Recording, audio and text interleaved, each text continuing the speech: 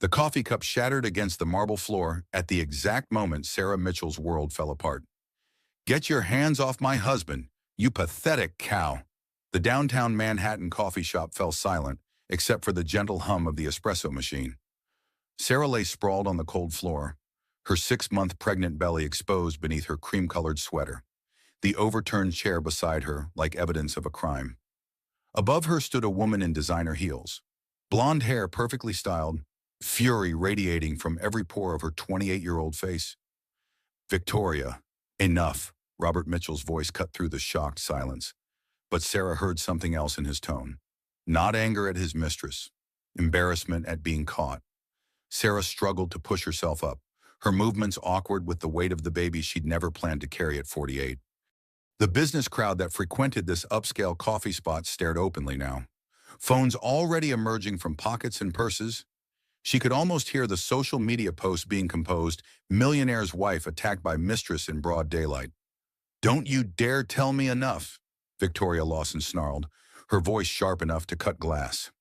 "I'm tired of pretending this cow matters. You promised me you'd handle this situation months ago. Handle this situation." Sarah finally made it to her feet, one hand protectively cradling her belly. 22 years of marriage reduced to a situation that needed handling. "Ma'am, are you hurt?" A young barista with kind eyes approached cautiously.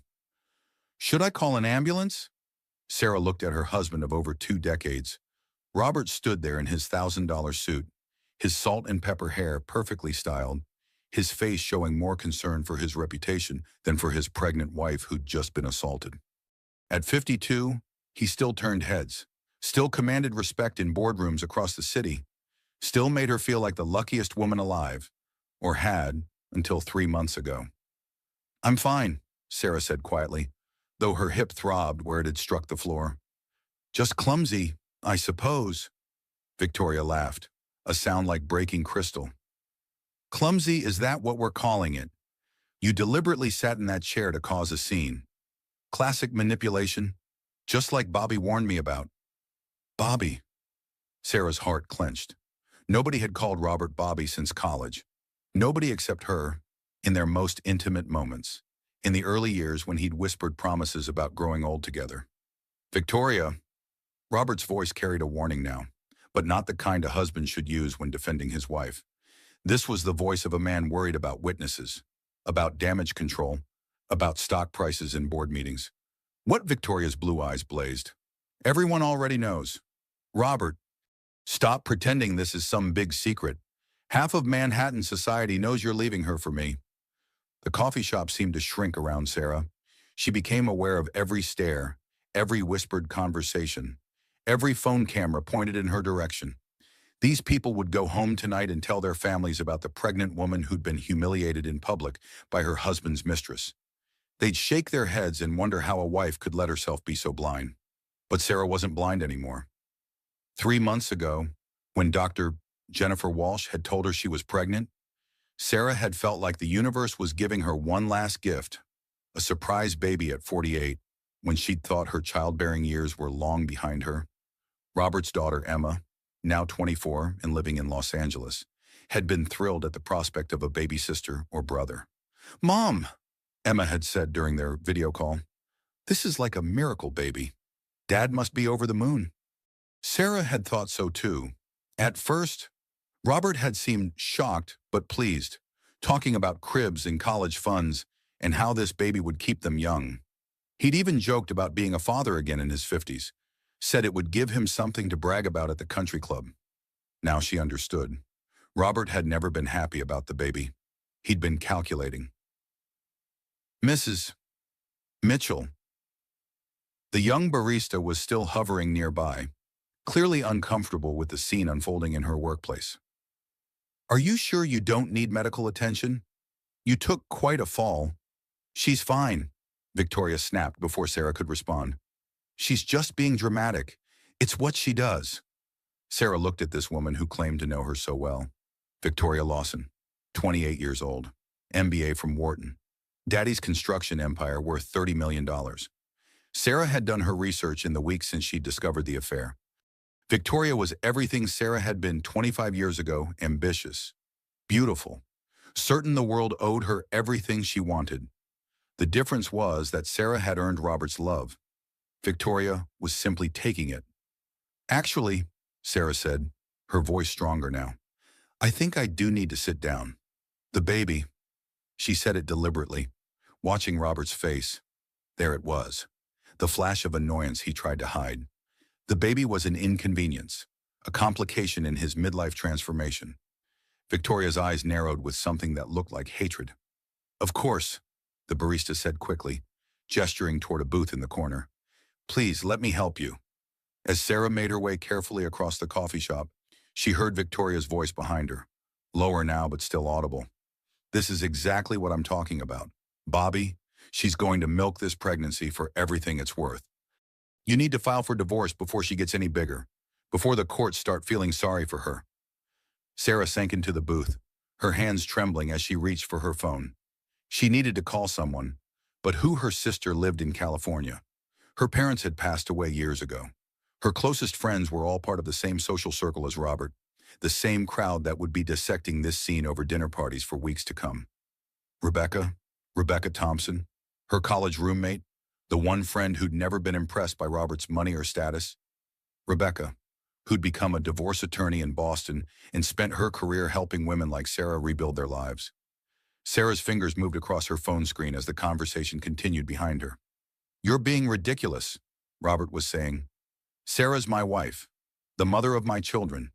This isn't how civilized people handle these things. Civilized, Victoria's laugh was sharp. There's nothing civilized about a middle-aged woman trapping a man with a pregnancy.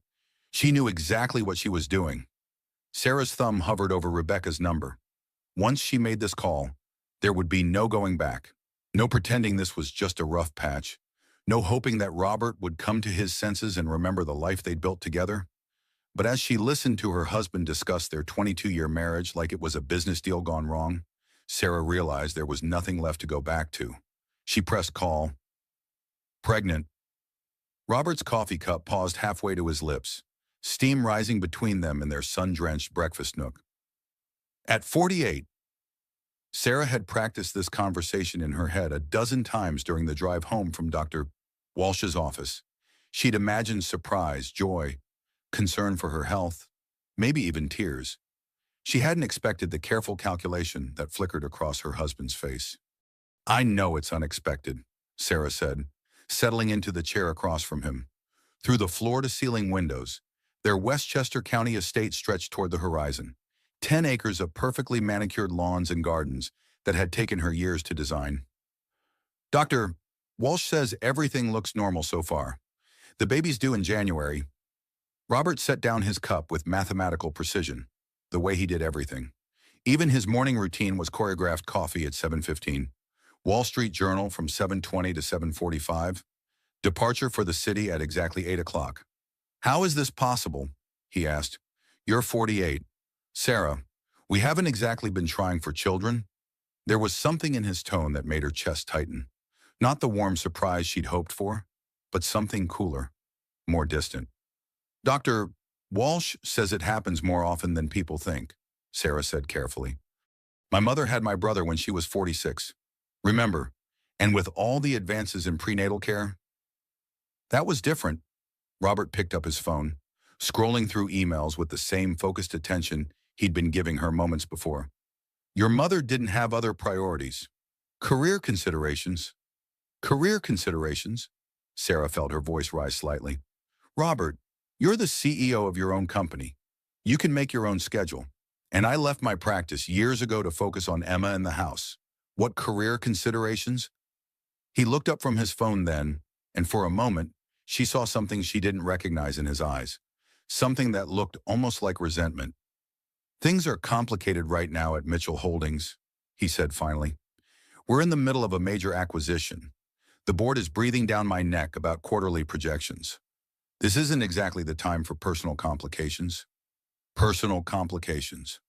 Sarah's hand moved instinctively to her still flat belly. Their child. A personal complication. I see.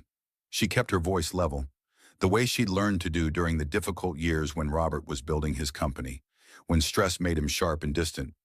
Well, the baby won't be here until January. That gives us 8 months to adjust. Robert's phone buzzed, and he glanced at it with obvious relief.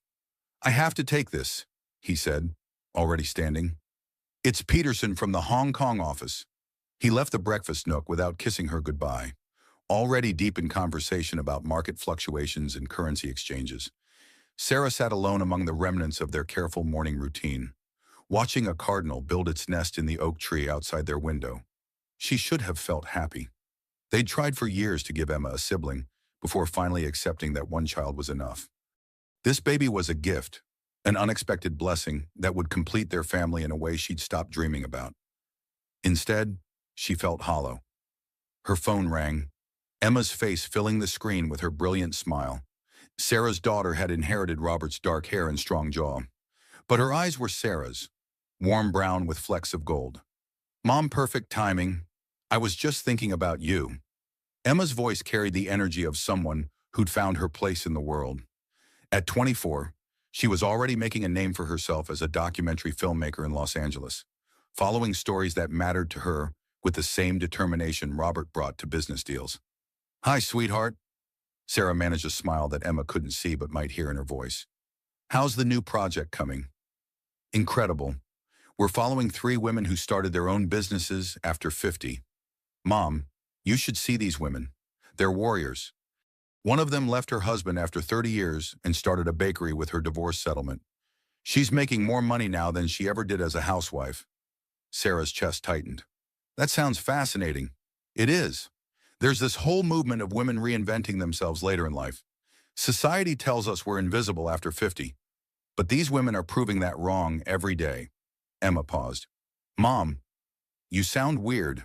Everything okay? Sarah looked around the breakfast nook, with its custom millwork and hand-painted tiles, its view of grounds that cost more to maintain than most people's salaries. This house had been her project for 10 years, her canvas when Robert told her she didn't need to work anymore. Actually, I have some news, Sarah said. I'm pregnant. The silence stretched so long that Sarah thought the call had dropped. Pregnant? Emma's voice was barely a whisper. Mom, are you serious? Very serious. Due in January. Oh my God.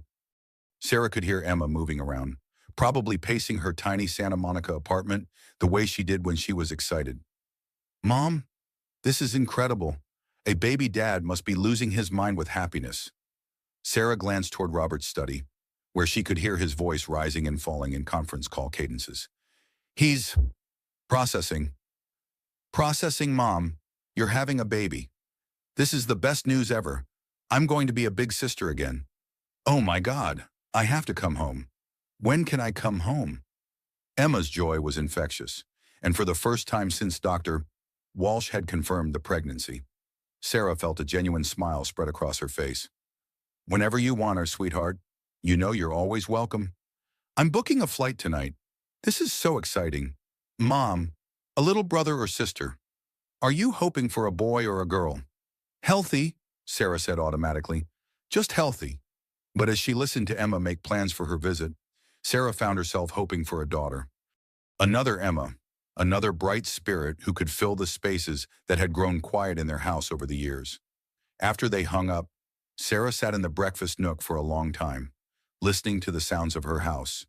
The grandfather clock in the foyer chiming the hour, the soft hum of the air conditioning system, the distant murmur of Robert's voice as he solved other people's problems with his trademark efficiency. She should call her doctor, schedule the necessary appointments, start taking prenatal vitamins. She should research the latest recommendations for pregnancy after 45, read about the risks and precautions that would shape the next 8 months of her life. Instead, she found herself thinking about Emma's documentary, about women who reinvented themselves after 50. Sarah had been 26 when she'd married Robert, 30 when she'd given birth to Emma, 35 when she'd sold her interior design practice to focus on being a full-time mother and wife. Now she was 48 and pregnant, married to a millionaire husband who saw their child as a personal complication. At what point, she wondered, had she stopped being Sarah Mitchell the person and become Sarah Mitchell the accessory? Her phone buzzed with a text from Robert. Dinner with Peterson tonight. Don't wait up. Another business dinner. Another evening alone in their 10,000 square foot house. Another night of wondering when their marriage had become a series of calendar appointments and polite conversations. Sarah looked down at her flat belly, where their child was growing despite the odds, despite the timing, despite Robert's obvious displeasure. "Well, little one," she whispered, "it looks like it's just you and me for now." The cardinal outside the window had finished its nest, a perfect circle of twigs and moss nestled in the crook of the oak tree's strongest branch. Sarah watched as the bird settled into its new home, wings folding around the space where its eggs would soon rest. Maybe that was what she needed to do, build a nest strong enough to protect what mattered most, regardless of whether anyone else understood the value of what she was creating. Rebecca Thompson answered on the second ring, her voice carrying the crisp efficiency that had made her one of Boston's most sought-after divorce attorneys. "Sarah, this is a surprise. How are you?" Sarah gripped her phone tighter, still sitting in the coffee shop booth while the drama of her public humiliation played out behind her. Victoria's voice had dropped to a hiss, but her words were still audible to anyone paying attention. "Rebecca, I need to ask you something," Sarah said quietly. "Hypothetically." "Oh, honey." Rebecca's tone shifted immediately from professional to personal. "How hypothetical are we talking?" Sarah watched Robert check his watch, probably calculating how long this scene would take to resolve before his next appointment. If a woman in New York discovered her husband was having an affair, what would her options be? Depends on a lot of factors. How long married, any prenups, children, assets. 22 years. Yes to the prenup. One adult daughter, and Sarah's hand moved to her belly. Another child on the way. The silence on Rebecca's end spoke volumes. "Sarah, please tell me this is actually hypothetical." "I wish it were." "Where are you right now?" Sarah looked around the coffee shop, where the barista was wiping down tables with obvious nervousness, while other customers pretended not to stare. "A very public place, having a very private conversation exposed for everyone to see. Can you get somewhere safe, somewhere we can talk properly?" "Safe," Sarah almost laughed. "I don't know what that means anymore. Rebecca, I thought I was safe in my marriage, in my house, in my life. I thought 22 years meant something." "It does mean something, honey. It means you have rights. It means you have options. But I need you to focus for me right now. Are you in any physical danger?" Sarah glanced over at Victoria, who was now jabbing her finger at Robert's chest while he tried to calm her down. "I don't think so, but his mistress just knocked me down in front of half of Manhattan. I'm 6 months pregnant. Rebecca." "She what?" Rebecca's voice went arctic. "That's assault. Have you called the police?" "I called you first." "Okay, listen to me carefully. Document everything. Take pictures if you can do it safely. Get witness contact information. And yes, call the police. This isn't just about your marriage anymore. Sarah, this is about protecting yourself and your baby." Sarah felt something shift inside her chest, a hardening that she didn't recognize. "What about the prenup? What kind of prenup? Basic asset protection or full waiver?" "I don't know. Robert's lawyers handled everything. I just signed where they told me to sign." The words sounded pathetic even to her own ears. "I was so in love. Rebecca, I trusted him completely." "Okay, first rule, stop beating yourself up for trusting your husband. Second rule, prenups aren't automatically ironclad. There are ways to challenge them, especially if there was any coercion or if circumstances have changed significantly. Like an unexpected pregnancy. Like an unexpected pregnancy. Sarah, I need you to listen to me very carefully. Don't sign anything else. Don't agree to anything. Don't make any major financial decisions. And for God's sake, don't let him convince you this is all a misunderstanding that you can work through." Behind her, Sarah heard Victoria's voice rise again. "I'm not waiting another 6 months for you to grow a spine. Robert, either you tell her tonight, or I will." "You want me to file for divorce?" Sarah said, the words tasting strange in her mouth. "I want you to protect yourself and your children. There's a difference." Rebecca's voice softened. "Honey, I know this is overwhelming. I know this isn't what you wanted. But sometimes life forces our hand, and when that happens, we have to be smart." Sarah thought about Emma's documentary, about women who reinvented themselves after 50. Had any of them sat in coffee shops listening to their husbands' mistresses plan their destruction? What would I need to do? First, and get somewhere safe and call me back. We'll need to discuss strategy, gather documentation, figure out your financial picture. Do you have access to bank statements, tax returns, investment accounts? Some. Sarah realized how little she actually knew about their finances. Robert handled everything, gave her credit cards and a household account, paid all the bills. She'd thought it was generous. Now she wondered if it had been strategic. Good, we'll need all of that. Also, I want you to start documenting everything. Keep a journal of dates, times, conversations. Record things if you can do it legally in New York. Rebecca, Sarah's voice was barely a whisper. What if I'm making a mistake? What if this is just a midlife crisis, and I'm destroying my marriage over something he might regret? Sarah, listen to me. Rebecca's tone was firm but kind. A midlife crisis is buying a sports car or taking up skydiving, having an affair and letting your mistress assault your pregnant wife in public. That's not a crisis. That's a choice. The truth of it hit Sarah like a physical blow. Robert had made choices, probably dozens of them over the past months. He'd chosen to pursue Victoria, chosen to lie to Sarah, chosen to stand by while another woman humiliated her in public. These weren't mistakes or moments of weakness. They were deliberate decisions. Ma'am! The young barista appeared at her table, clearly anxious to resolve the situation. I'm sorry to bother you, but should I call the police? That woman pushed you pretty hard, and you're pregnant. Sarah looked at the girl's concerned face, then at her phone where Rebecca was waiting for an answer, then at her husband who was now escorting Victoria toward the door while she continued her tirade.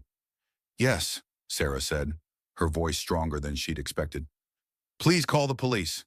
As the barista hurried away, Sarah brought the phone back to her ear. Rebecca, I think I need more than hypothetical advice. I'm proud of you, honey. This is the hardest part, making the decision to fight for yourself. Everything else is just paperwork and strategy. I'm scared, Sarah admitted. Good. Smart people are scared when they're about to do something brave. But Sarah, you're not alone in this. You have me, you have Emma, and you have 22 years of marriage that entitle you to a hell of a lot more than Robert thinks you deserve. Through the coffee shop window, Sarah watched Robert help Victoria into a waiting car. He looked back at the shop once, his face unreadable, before getting in beside her. He didn't look back again. Rebecca, Sarah said, how soon can you get to New York? I'll be on the next train. As sirens wailed in the distance, Sarah realized she was no longer the woman who'd walked into this coffee shop an hour ago. That woman had been a wife, a mother-to-be, a woman who trusted in the permanence of promises made 2 decades ago. This woman, the one sitting alone while police cars pulled up outside, was something else entirely. This woman was going to fight. 3 days after the coffee shop incident, Sarah sat in her Westchester Mansion's library, surrounded by boxes of financial documents and feeling like an archaeologist excavating her own life. Rebecca had arrived from Boston that evening, bringing a legal pad, a digital recorder, and 20 years of experience helping women untangle the complicated knots of long marriages. Start with the bank statements, Rebecca said, settling into the leather chair across from Robert's mahogany desk. We need to understand the full financial picture before we make any moves. Sarah opened the first folder, her hands steadier than they'd been since Monday's humiliation. The police report had been filed. Victoria Lawson was facing charges for assault, and Robert was staying at the Carlisle Hotel while they worked things out. His phrase delivered with the same tone he might use to discuss a minor scheduling conflict. Here's what I don't understand, Sarah said, pulling out their joint checking account statements. We have quarterly financial meetings with Robert's advisor. I see these numbers every 3 months. How could I have missed signs of an affair? Rebecca looked up from her legal pad. Because you weren't looking for signs of an affair, you were looking at investments in college funds and retirement planning. Financial infidelity is different from regular infidelity, and most affairs don't show up in bank statements. But this one does. This one might. Victoria Lawson has expensive tastes, and your husband has been taking her on business trips. Look for charges you don't recognize. Restaurants you didn't eat at, hotels you didn't stay in. Sarah ran her finger down the columns of numbers, her accountant's training from decades ago slowly returning. There, a charge at Le Bernardin, on a night when Robert had claimed to be in Chicago. Another at Cartier, 2 weeks before her birthday, but she'd received no jewelry from Cartier. "Rebecca, look at this." Sarah's voice was steady, but her hands had started to shake again. $15,000 at Harry Winston. 3 days after I told him about the pregnancy. Rebecca leaned forward, studying the statement. "What did you get for your birthday that year?" "Pearl earrings from Tiffany. Maybe $2,000 worth. So where's the other $13,000? They spent the next 2 hours building a timeline of financial irregularities. Business dinners on weekends when Robert claimed to be playing golf. Hotel charges in cities where his company had no clients. Flowers delivered to addresses Sarah didn't recognize. "This is sophisticated financial infidelity," Rebecca said finally. "He's been careful, but not careful enough. These expenses are all business deductible, which means he's been using company money to fund his affair." Sarah's stomach turned. "Is that illegal?" "It's certainly unethical, and it's grounds to challenge your prenup if we can prove a pattern of financial deception." The front door chimed, and Sarah heard Emma's voice in the foyer. Her daughter had flown in from Los Angeles the day after the coffee shop incident, arriving with suitcases and a fierce determination to support her mother through whatever came next. "Mom." Emma appeared in the library doorway, carrying a tray with coffee and sandwiches. "I thought you might be hungry." Sarah felt a rush of gratitude for this brilliant, fierce young woman who'd inherited the best parts of both her parents. "Emma, you remember Rebecca from college?" "Of course." Emma set down the tray and hugged Rebecca warmly. "Thank you for coming. Mom needs someone in her corner who knows how to fight."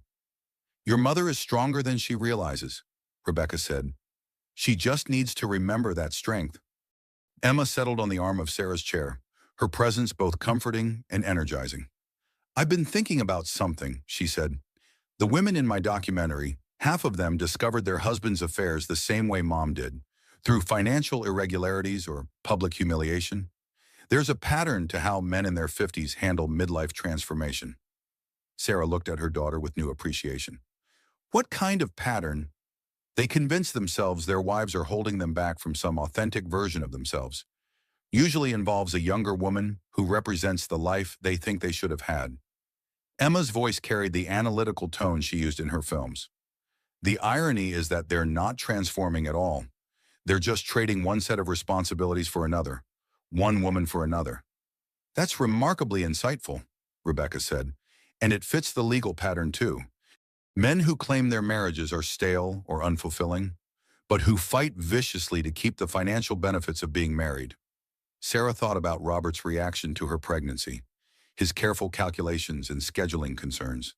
Had he already been planning his exit when she'd shared the news about their baby? "There's something else," Emma said. "I called my friend Jessica in Dad's PR department. She says Victoria's been at every company event for the past 6 months. Not as a guest or client, as Robert's date." The words hit Sarah like a physical blow. Company events meant board members, clients, partners. Robert had been parading his mistress in front of their professional community for months while Sarah stayed home, growing their child and planning nursery decorations. "He's been creating a narrative," Rebecca said grimly, "establishing Victoria as his partner in professional settings, making your absence seem natural. This wasn't spontaneous, Sarah. This was strategic." Sarah's phone buzzed with a text from Robert. "Can we have dinner tonight? Time to discuss our situation like adults?" She showed the message to Rebecca, who frowned. "Don't agree to anything face-to-face yet. We're not ready."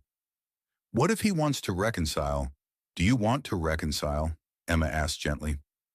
Sarah looked around the library where she'd spent countless evenings reading while Robert worked late, or claimed to work late. She thought about the coffee shop, about Victoria's hands on her husband, about Robert's expression when his mistress had called her pathetic. "I don't know if I can trust him anymore," she said finally, "and I don't know if I can respect a man who would let another woman assault his pregnant wife." "Those are your answers," Rebecca said. "Trust and respect aren't negotiable in a marriage." Sarah typed her response to Robert. "I think we should communicate through lawyers from now on." His reply came immediately. "Don't be dramatic. Sarah, we can work this out." She showed Rebecca the message, and her friend's expression hardened. "Classic manipulation. He creates the crisis, then blames you for being dramatic when you respond to it. We see this constantly. What do we do next? We file, Rebecca said simply. Tomorrow. I want to get ahead of whatever strategy he's developing. As evening fell over the mansion, Sarah found herself standing in the nursery she'd started decorating months ago. The walls were painted a soft yellow, gender-neutral and welcoming. A rocking chair sat in the corner, the same one where she'd nursed Emma 24 years ago. Emma joined her, slipping an arm around her mother's waist. Are you okay? I keep thinking about what you said, about women reinventing themselves after 50. I never thought I'd be one of them. Mom, you're 48 and pregnant. You're about to become a single mother while fighting a millionaire ex-husband for fair divorce settlement? If that's not reinvention, I don't know what is. Sarah felt a smile tug at her lips despite everything. When you put it that way, it sounds almost heroic. It is heroic, Emma said firmly. And Mom, you're not doing this alone. You have me, you have Rebecca, and you have a lot of people who love you. Dad may have forgotten your worth, but the rest of us haven't. That night, as Sarah lay in her empty king-sized bed, she felt her baby move for the first time, a flutter, like butterfly wings, reminding her that she wasn't just fighting for herself anymore. She was fighting for her child's future, for the right to raise this baby in a world where women didn't have to accept narcissistic abuse or financial manipulation. She was fighting for the woman she used to be and the woman she might become. The divorce papers were filed on a Friday morning in November, 2 weeks after the coffee shop incident that had changed everything. Sarah sat in Rebecca's temporary New York office, watching her friend review the final documents with the methodical precision that had made her legendary in family law. Adultery, financial malfeasance, and emotional abandonment, Rebecca said, checking off items on her legal pad.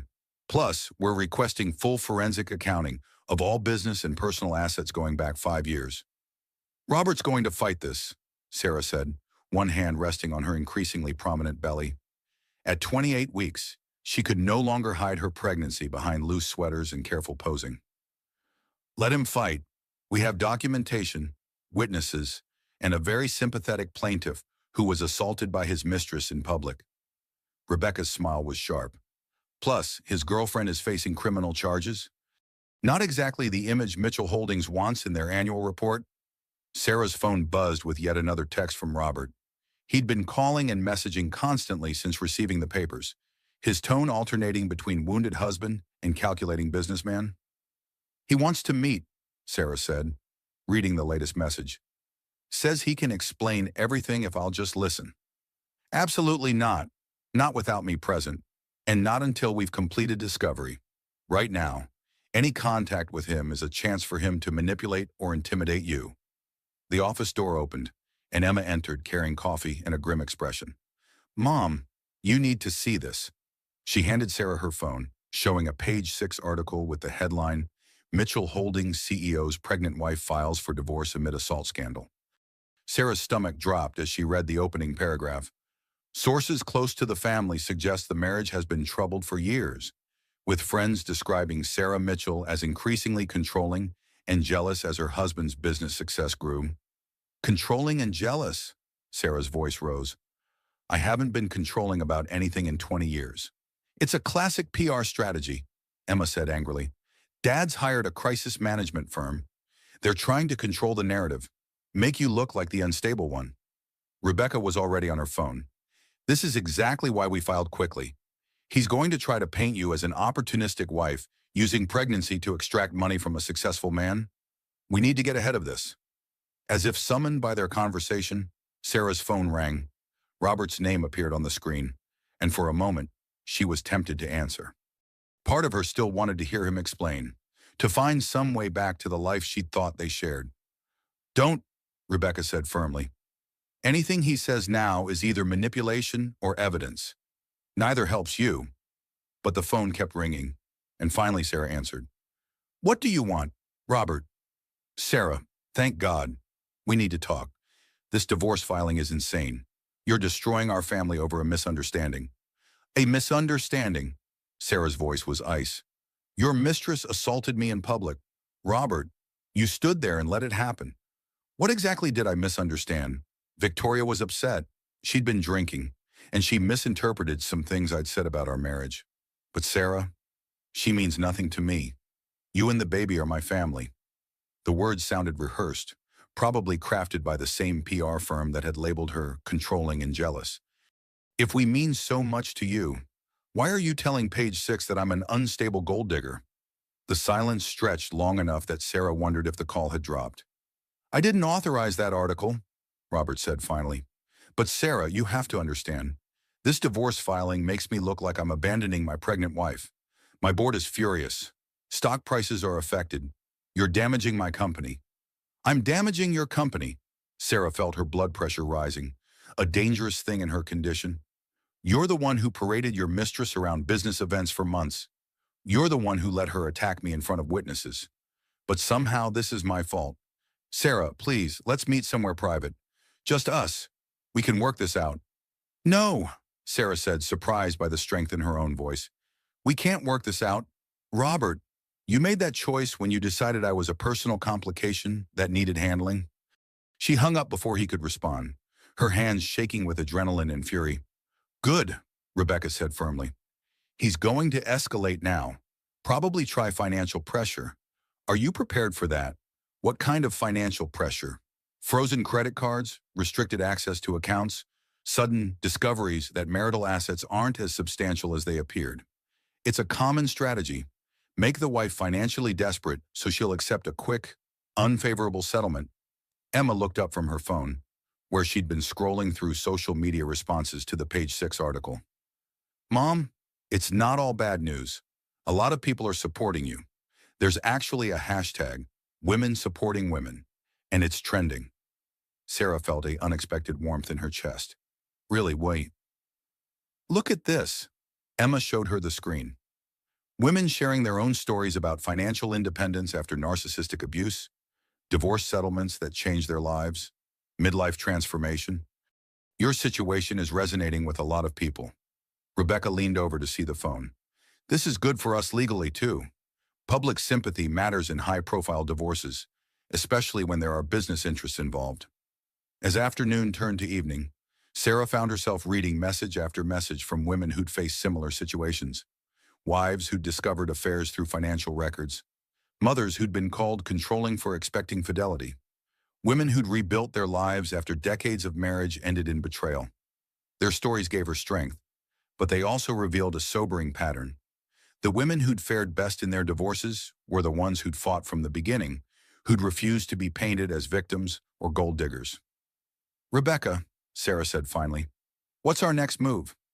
We go on offense, full forensic accounting, depositions from his business associates, subpoenas for his travel records and communications. If Robert wants to fight dirty, we'll show him what that really looks like. That night, alone in her mansion, Sarah stood in the nursery and talked to her unborn daughter. The ultrasound that week had confirmed what her heart had somehow known. She was carrying a little girl who would enter the world in the middle of what might be the biggest fight of Sarah's life. Your daddy thinks I'm being dramatic, she whispered to her belly. He thinks I should accept being replaced quietly, gracefully, like a good wife who knows her place. But you know what? Little one, I don't think good wives accept being pushed down by their husbands' mistresses. The baby moved, a strong kick that made Sarah smile despite everything. That's right, she said. We're fighters, you and me. And we're going to show your daddy, and everyone else, what happens when you underestimate a woman who's got nothing left to lose and everything to protect. Outside, November wind rattled the windows of the house where she'd thought she'd grow old with Robert. But inside the nursery, planning for her daughter's arrival, Sarah Mitchell felt stronger than she had in years. The woman who'd been knocked down in that coffee shop was gone. The woman standing in her place was ready for war.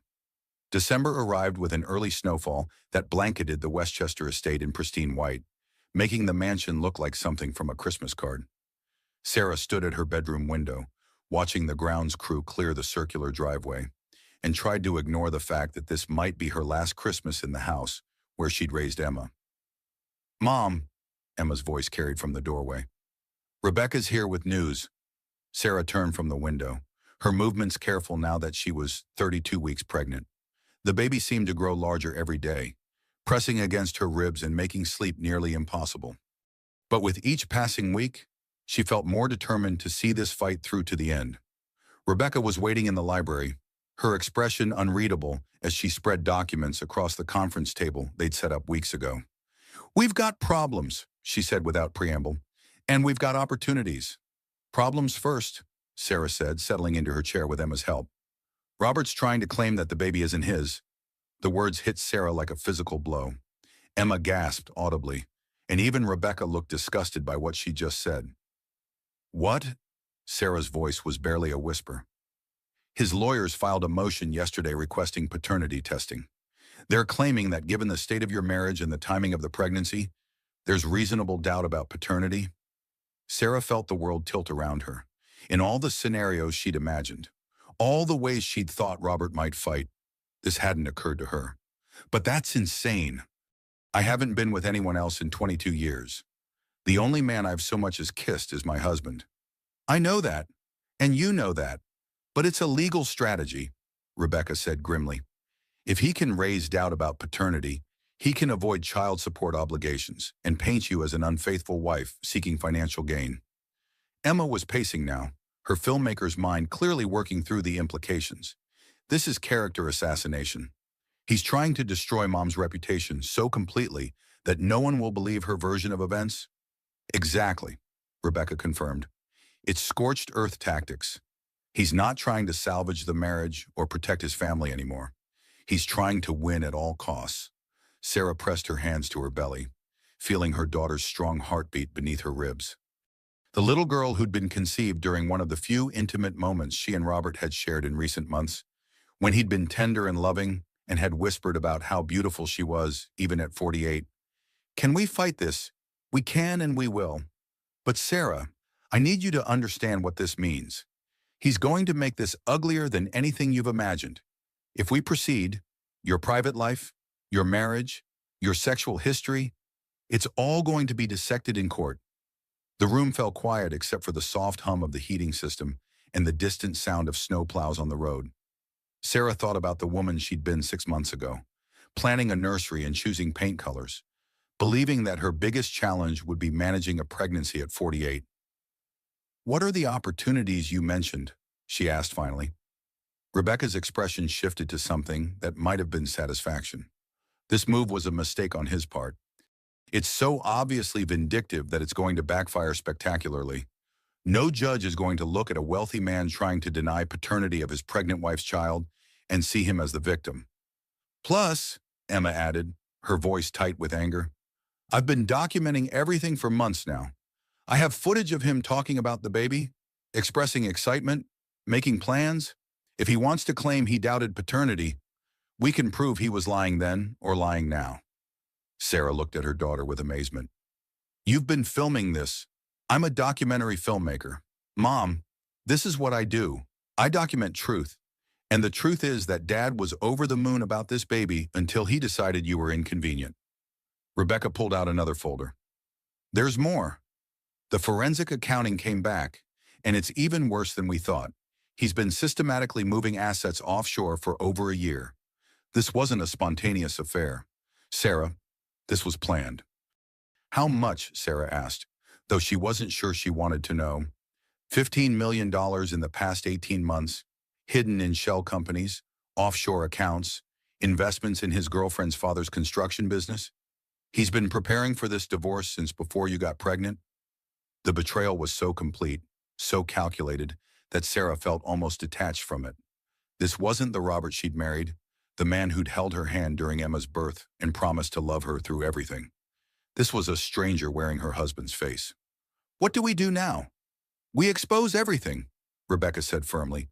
"The hidden assets, the affair, the timeline of his deception. We show the court exactly what kind of man we're dealing with."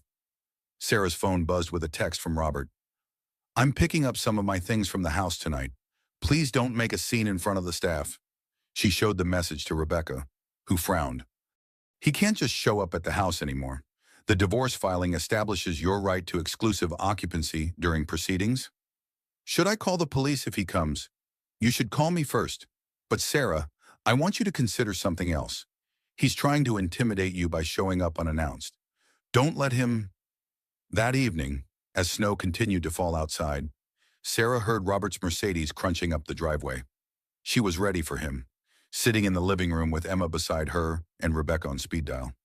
He let himself in with his key, stamping snow off his expensive shoes and hanging his coat in the front closet as if nothing had changed. But when he walked into the living room and saw her waiting, something flickered across his face. "Sarah," he said carefully, "you look well. I'm 8 months pregnant with your child. Robert, how did you expect me to look? About that." He settled into the chair across from her, the same spot where he'd received the news of her pregnancy months ago. "I think we both know this situation is more complicated than it appears." Sarah felt Emma tense beside her, but she kept her own voice level. "What situation would that be? This pregnancy, the timing, our difficulties." Robert's voice carried the same careful tone he used in board meetings when delivering bad news to shareholders. "I think it's best for everyone if we get some clarity about the biological facts." "Biological facts," Sarah repeated the words slowly, letting them hang in the air between them. "You want paternity testing for the child we conceived together in our marriage bed." "Sarah, be reasonable. We haven't been intimate regularly in months. You know that. And when this all started, you admitted the pregnancy was unexpected. Because I thought I was too old to get pregnant." Sarah's composure finally cracked. "Not because I'd been sleeping around behind your back." "I'm not saying you were sleeping around," Robert said, but his tone suggested exactly that. "I'm saying that emotions are running high, and we should deal in facts rather than assumptions." Emma stood up suddenly, her hands clenched into fists. "Dad, do you hear yourself? You're calling Mom a liar about her own pregnancy, your own child." "Emma, this is between your mother and me." "No," Emma said fiercely. "This is about our family. The family you're destroying because you can't handle getting older like a decent human being." Robert's mask slipped for a moment, showing something ugly underneath. "You don't understand the complexities of adult relationships. Emma, your mother and I grew apart years ago. This baby is just her attempt to keep me trapped in a marriage that stopped working long before Victoria came along." The words hung in the room like poison gas. Sarah felt her daughter's pain as acutely as her own, and something inside her finally snapped. "Get out," she said quietly. "Sarah, get out of my house." Her voice was stronger now, carrying the authority of a woman who'd finally seen her husband clearly. "Pack whatever you came for and leave. And Robert, the next time you want to insult me or question my integrity, do it through your lawyers. I'm done pretending you're the man I married." For a moment, she thought he might argue, but something in her expression must have warned him off, because he simply nodded and walked toward the stairs. 20 minutes later, he was gone, leaving behind only the faint scent of his cologne and the echo of words that could never be taken back. "Mom," Emma said softly, "are you okay?" Sarah looked around the living room, where she'd celebrated Christmas mornings and birthday parties, where she'd read bedtime stories and helped with homework and built a life she'd thought would last forever. "You know what?" she said finally. "I think I am." For the first time in months, that wasn't a lie. January wind howled around the corners of the Manhattan courthouse as Sarah climbed the steps, one hand pressed to her lower back where the weight of her full-term pregnancy had settled like a constant ache. At 38 weeks, she was huge, uncomfortable, and absolutely determined to see this through. "You should be home," Rebecca muttered, steadying Sarah's elbow as they navigated the icy steps. "You should be in bed, waiting for labor to start, not fighting your ex-husband in court." "My ex-husband should have thought about that before he decided to question the paternity of his own child," Sarah replied, her breath visible in the frozen air. "Besides, our daughter deserves to see her mother fight for her from the very beginning." Emma walked on Sarah's other side, carrying a briefcase full of documents and wearing the fierce expression she'd inherited from both parents. "The photographer from page 6 is here again," she warned. "They're hoping for another dramatic moment they can spin." Sarah glanced at the cluster of reporters and photographers waiting by the courthouse entrance. 6 weeks of legal battles had turned her divorce into a media circus, with daily articles dissecting every court filing and analyzing every public appearance. "Let them watch," Sarah said. "I'm done hiding." Inside the courthouse, Robert's legal team had assembled like an army. Sarah counted at least 6 lawyers in expensive suits, plus what looked like private investigators and PR consultants. Her own team consisted of Rebecca, 2 junior associates, and Emma with her ever-present camera. David versus Goliath, Rebecca murmured. Just how I like it. Robert himself sat at the far table, looking older than his 52 years. The stress of the divorce and the criminal charges against Victoria had taken their toll. His company's stock price had dropped 12% since the scandal broke, and 2 board members had quietly resigned. Sarah took her seat carefully, arranging her maternity dress to accommodate her belly. Almost immediately, she felt her daughter shift restlessly, as if sensing the tension in the room. "Not yet, little one," she whispered. "Let Mommy finish this first." The judge, the Honorable Patricia Williams, entered with an expression that suggested she'd already heard enough about this case to last a lifetime. She was a woman in her 60s with iron gray hair and the no-nonsense demeanor of someone who'd spent decades watching wealthy men try to manipulate the legal system. "I'm going to make something very clear before we begin," Judge Williams said, settling behind the bench. "This court has no patience for media theatrics or character assassination. We're here to resolve the dissolution of a marriage and determine appropriate support for the minor children involved. Nothing more, nothing less." Robert's lead attorney, a sharp-faced man named Harrison Beck, stood immediately. "Your Honor, we appreciate the court's position, but there are fundamental questions about the legitimacy of the claims being made." "Mr. Beck," the judge interrupted, "are you referring to the paternity issue your client has raised?" "Yes, Your Honor. Given the circumstances of the marriage and the timing of this pregnancy, my client has reasonable concerns." "Mr. Beck," Judge Williams' voice could have cut glass. "I've reviewed the timeline of this pregnancy, the medical records, and the couple's travel schedule. Unless Mr. Mitchell is claiming immaculate conception, the math is quite clear. This motion is denied, and I don't want to hear about paternity again." Sarah felt a surge of vindication so strong she had to grip the table to keep from cheering. Beside her, Rebecca scribbled a note, "Round 1 to us." Beck tried again. "Your Honor, there are also questions about the plaintiff's motivations in filing for divorce. The timing suggests, Judge Williams said dryly, that Mrs. Mitchell filed for divorce after being assaulted by her husband's mistress in a public place. Unless you're arguing that assault is grounds for reconciliation, I suggest we move on to the financial issues." Rebecca stood gracefully. "Your Honor, we've prepared a comprehensive analysis of the marital assets, including several concerning discoveries about hidden wealth." For the next 2 hours, Rebecca methodically presented their case. Bank records showing systematic asset transfers.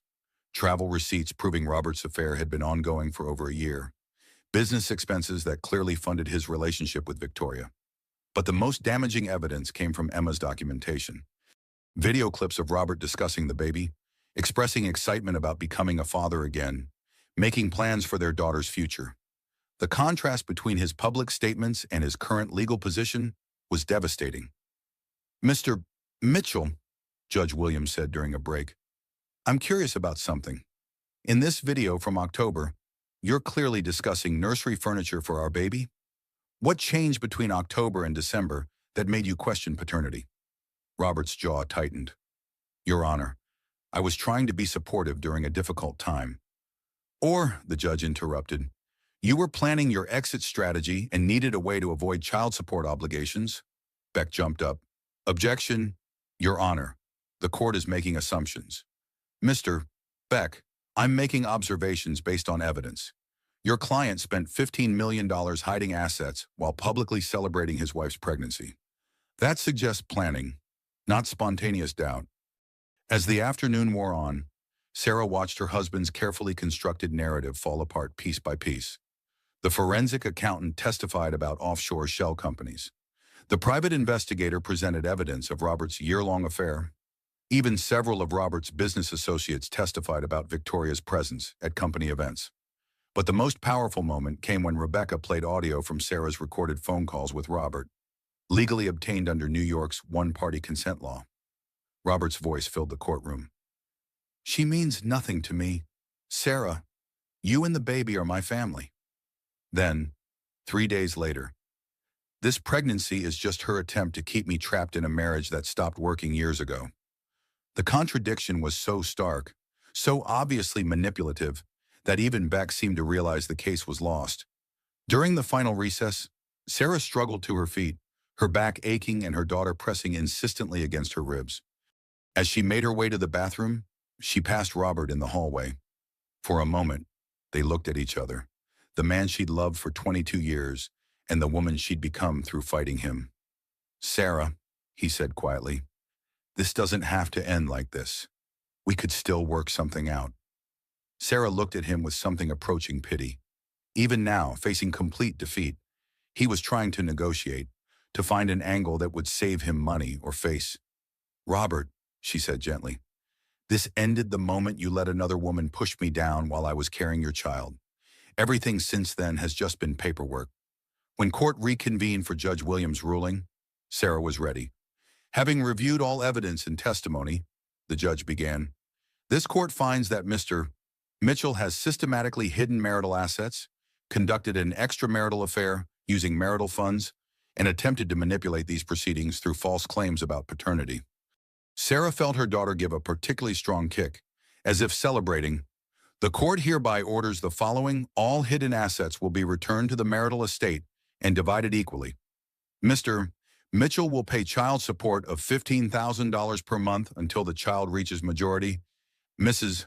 Mitchell will retain the marital home and receive spousal support of $25,000 per month for 10 years. Rebecca was writing furiously, but Sarah barely heard the specific numbers. What mattered was the larger truth she'd fought and won. Her daughter would grow up knowing that her mother had refused to be discarded quietly. "Furthermore," Judge Williams continued, "given Mr. Mitchell's attempts to hide assets and manipulate these proceedings, he will be responsible for all legal fees incurred by both parties." As the gavel fell, Sarah felt something inside her chest loosen for the first time in months. The woman who'd been knocked down in a coffee shop had stood up, fought back, and won. But even as victory settled around her like a warm coat, Sarah felt the first unmistakable contraction grip her belly. Their daughter, it seemed, was ready to make her entrance into the world. The labor pains started in the courthouse elevator and intensified with each floor they descended. By the time Sarah reached the lobby, she was gripping Emma's arm and breathing through contractions that felt like her body was being reorganized from the inside out. "Mom," Emma said urgently, "we need to get you to a hospital. Now."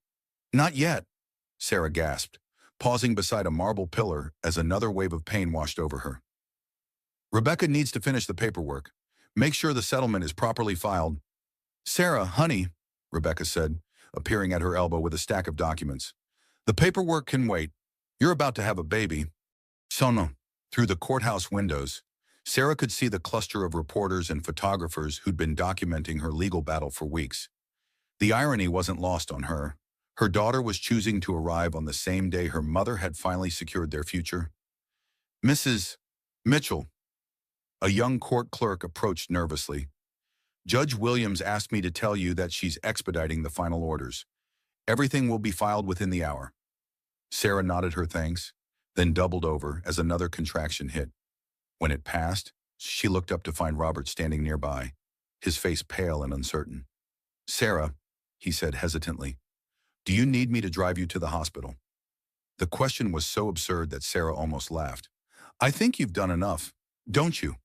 Emma was already calling for a car while Rebecca gathered their legal documents.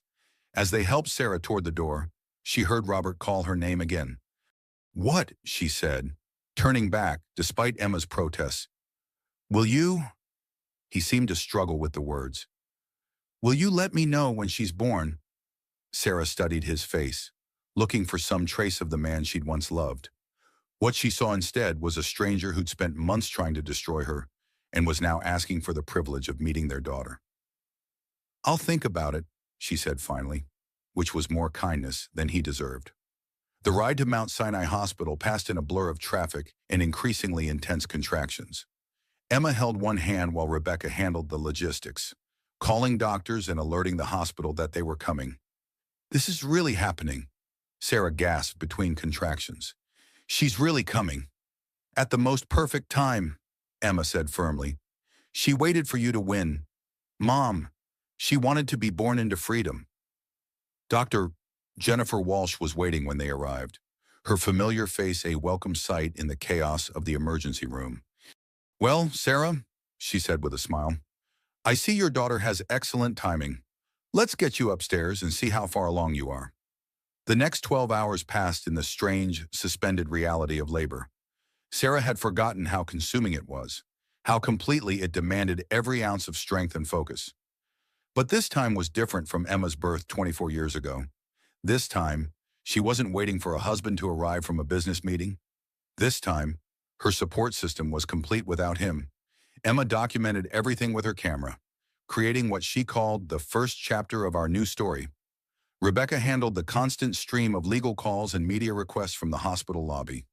And Sarah labored knowing that every contraction brought her closer to holding the daughter she'd fought so hard to protect.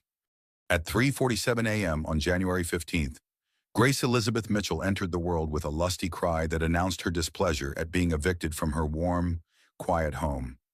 She's perfect, Doctor, Walsh said, placing the baby on Sarah's chest. 8 pounds, 2 ounces, and absolutely beautiful.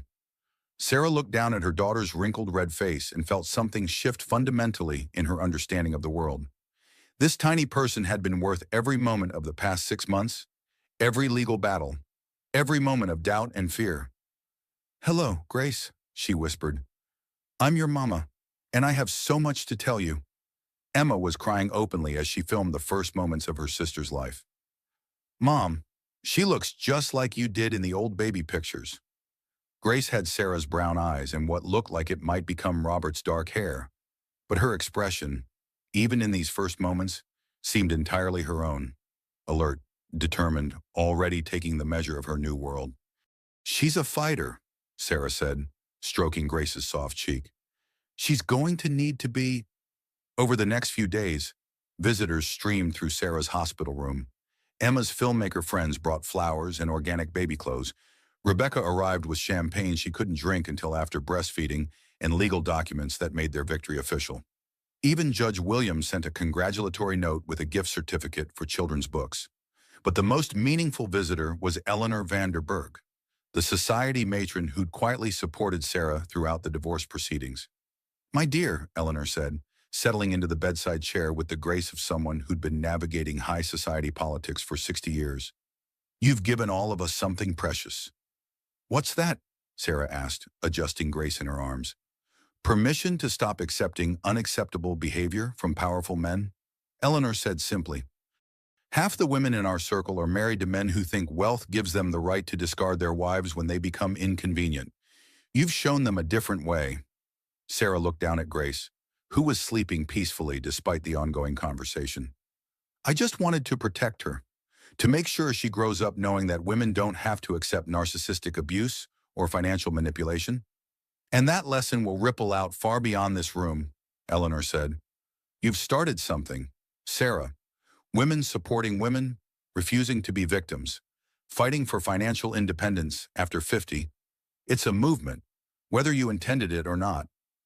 That evening, as visiting hours ended and the hospital settled into its nighttime rhythm, Sarah found herself alone with Grace for the first time.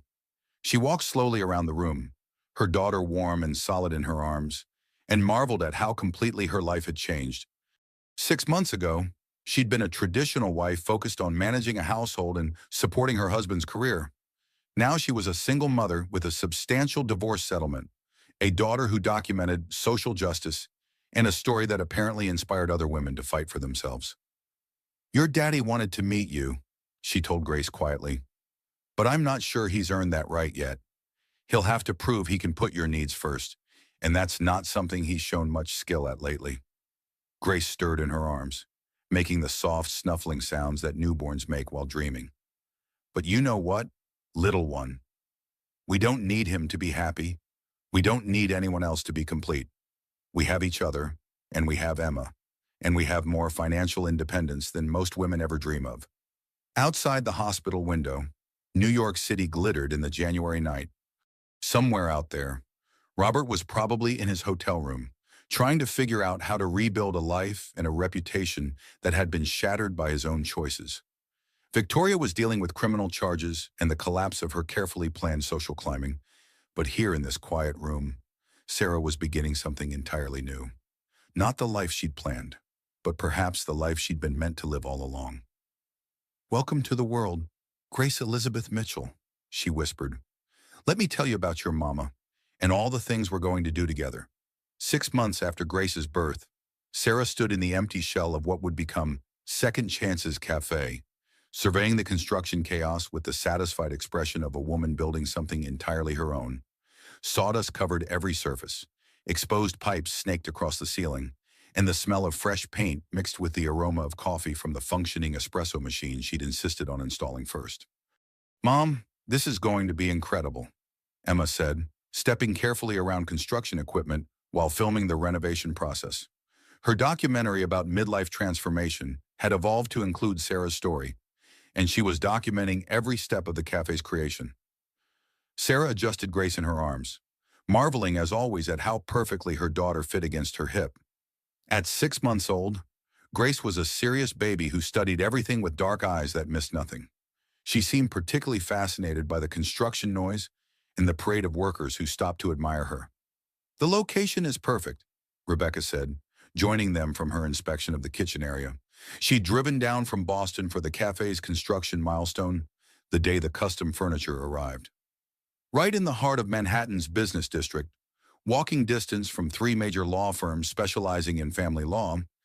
I didn't choose it for the divorce attorneys," Sarah laughed, though she appreciated the irony.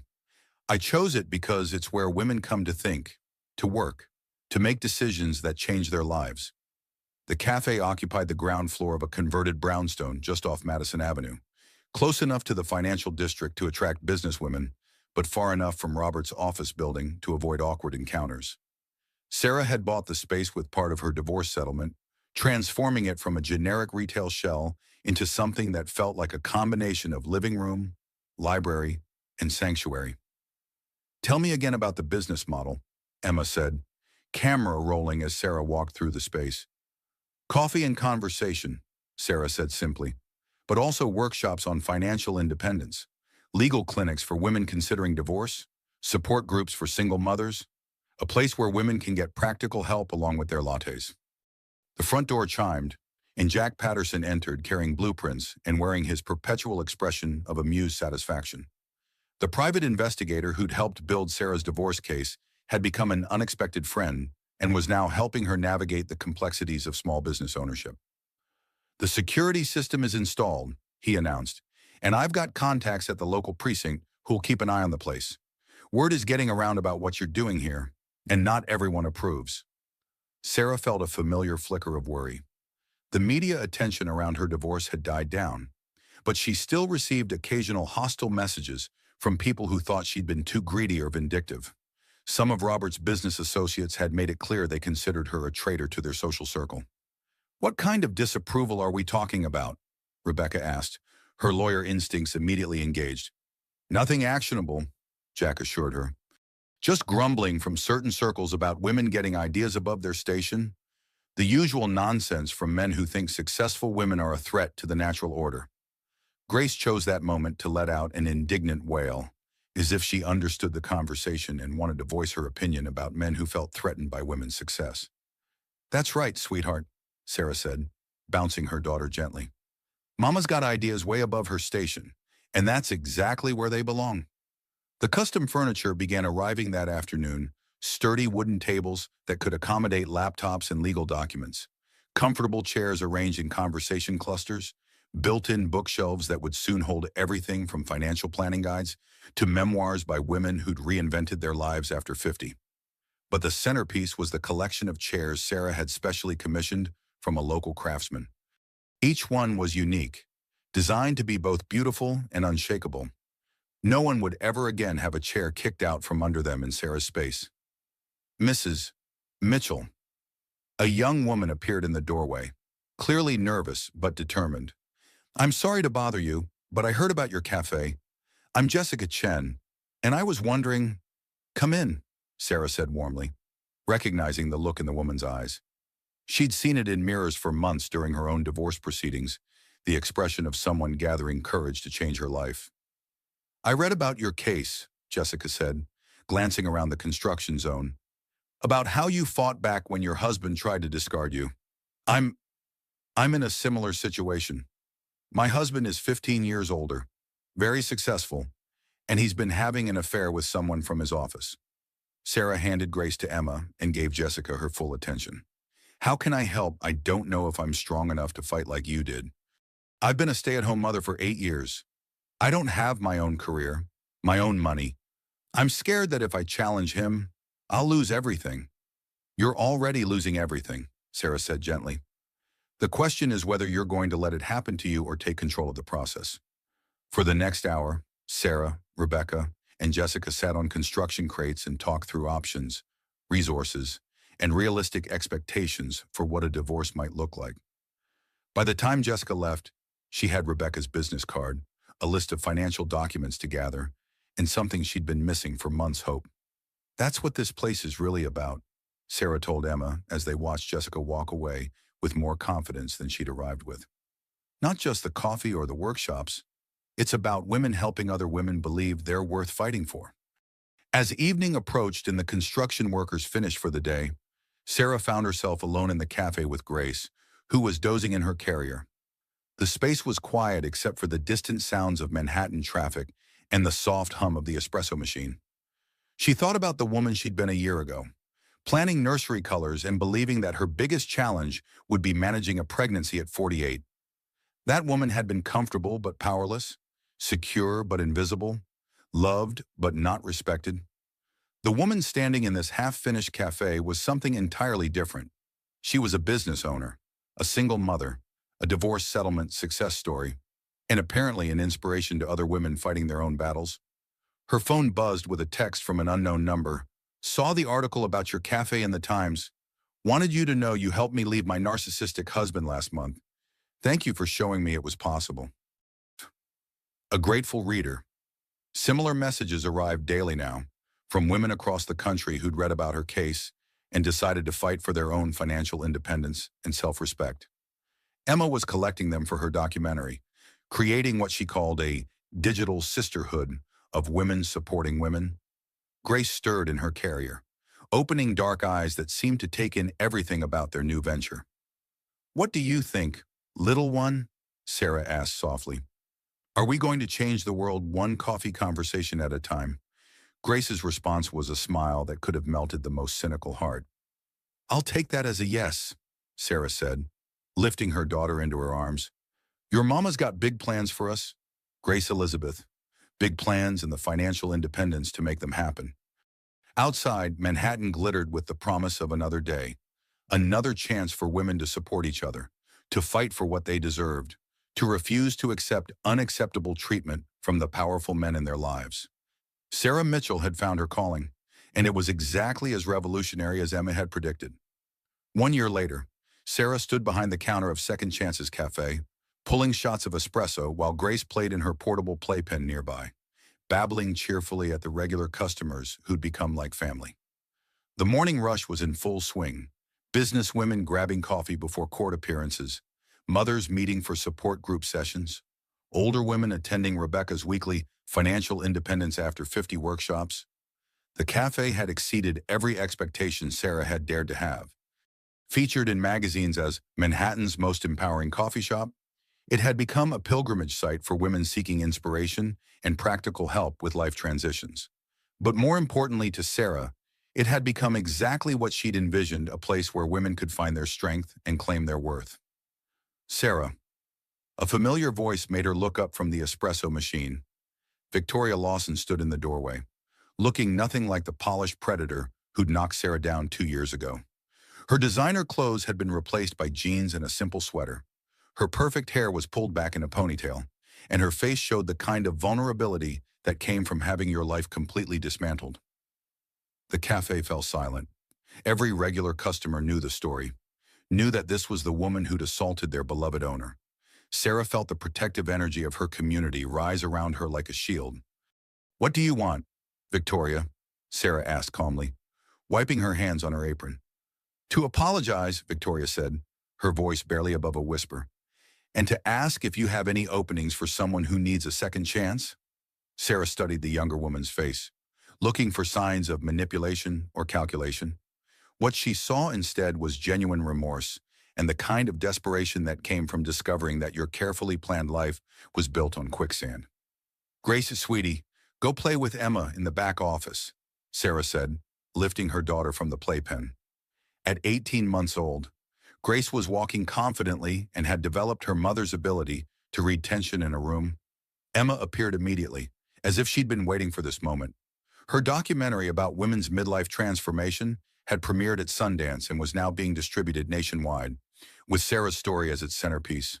"Victoria," Emma said coolly, taking Grace's hand. "I didn't expect to see you here. I know you probably think I don't deserve to be here," Victoria said, addressing both women.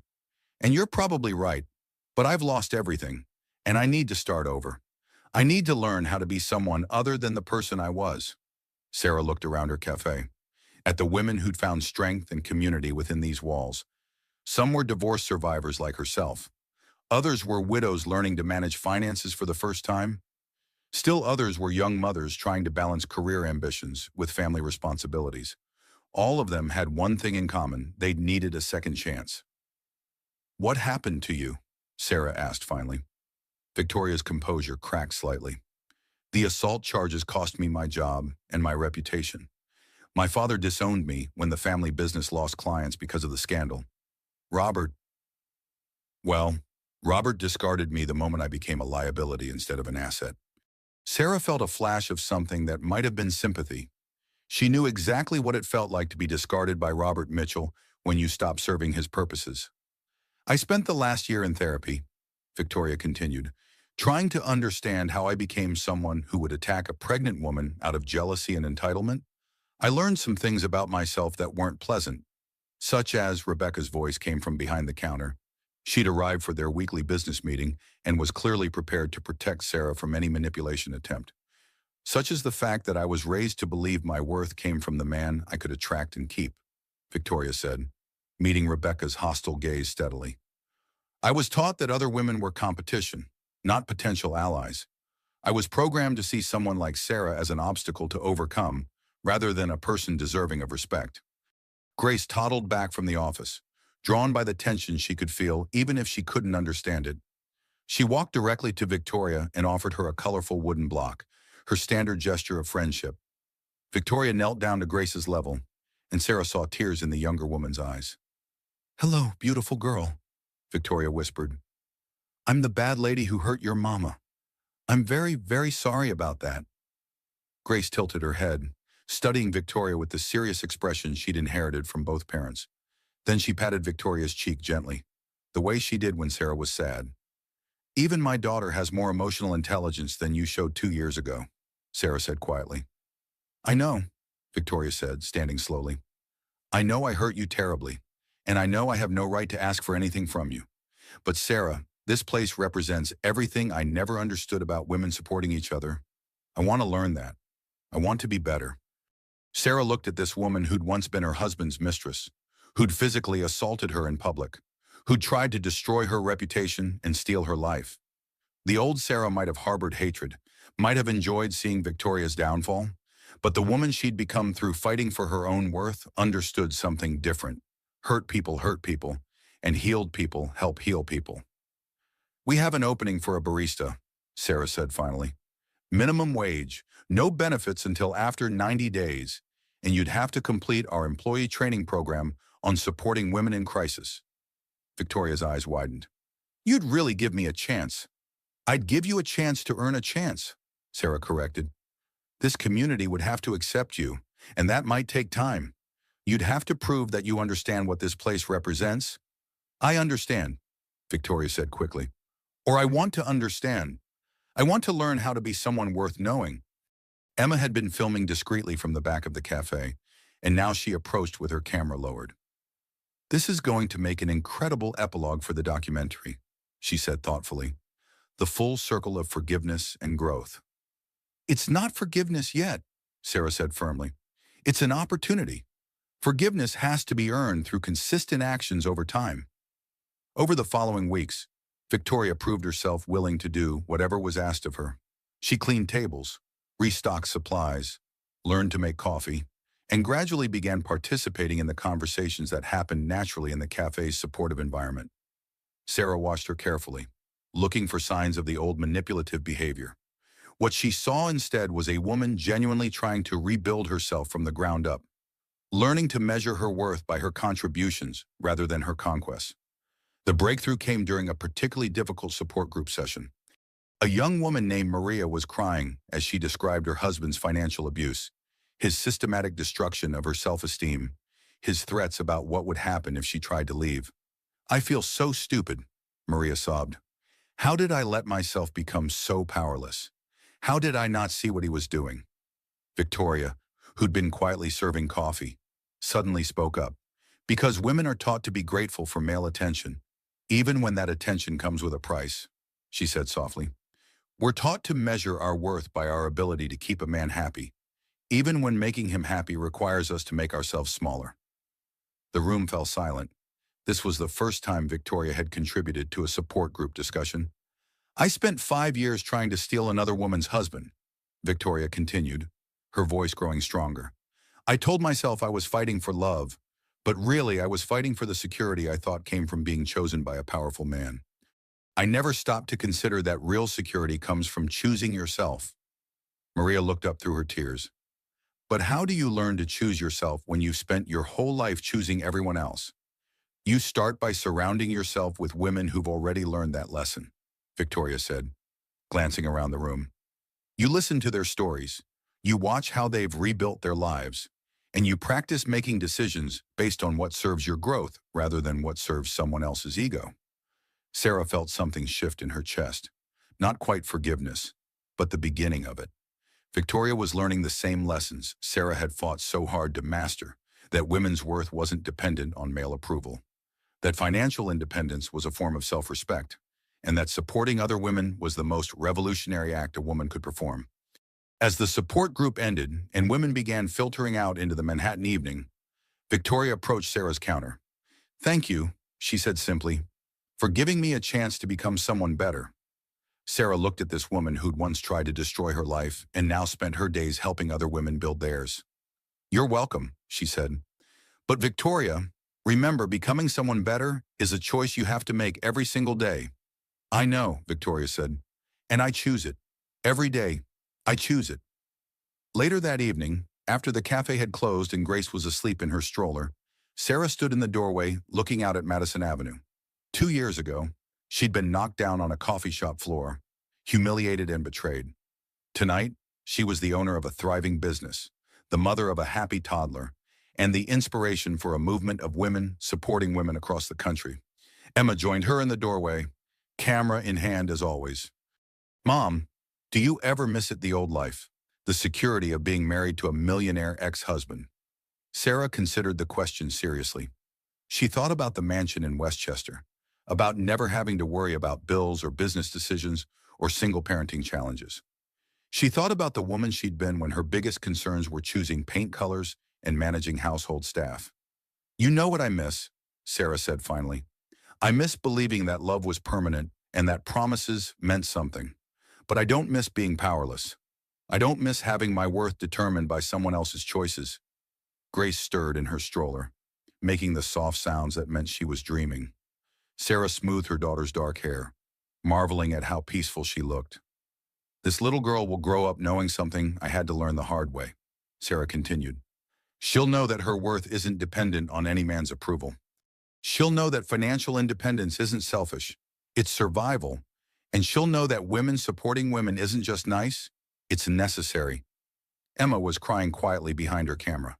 "Mom, you've built something incredible here. Not just the cafe, but this whole community of women learning to value themselves."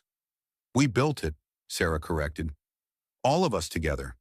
Every woman who shared her story, every woman who offered support to another, every woman who chose to fight for herself instead of accepting unacceptable treatment." As they prepared to leave, Sarah took one last look around her cafe. The custom chairs that could never be kicked out from under anyone. The bookshelves full of resources for women in transition. The bulletin board covered with success stories from women who'd found their strength within these walls. Tomorrow would bring new challenges, New women seeking support, new opportunities to prove that midlife transformation was not only possible, but powerful. Victoria would continue learning how to rebuild herself with integrity instead of manipulation. Emma would finish her documentary and start planning her next project, exploring women's stories that needed telling, and Sarah would continue serving coffee and hope in equal measure, proving every day that being knocked down was just the beginning of learning how to stand up stronger. "Come on, Grace," she whispered to her sleeping daughter. "Let's go home. Tomorrow we get to change the world again, one conversation at a time." The chair that had once been kicked out from under her had become the foundation for something unshakable. And Sarah Mitchell, single mother and cafe owner, had learned that sometimes the best revenge was living so well that your former oppressor asked for a job. As they walked into the Manhattan night, Grace safe in her stroller and Emma documenting their journey, Sarah smiled at the perfect symmetry of it all. She'd started this story as a victim of narcissistic abuse and financial manipulation. She was ending it as a woman who helped other women discover their own power. And that, she thought, was exactly the kind of transformation the world needed more of.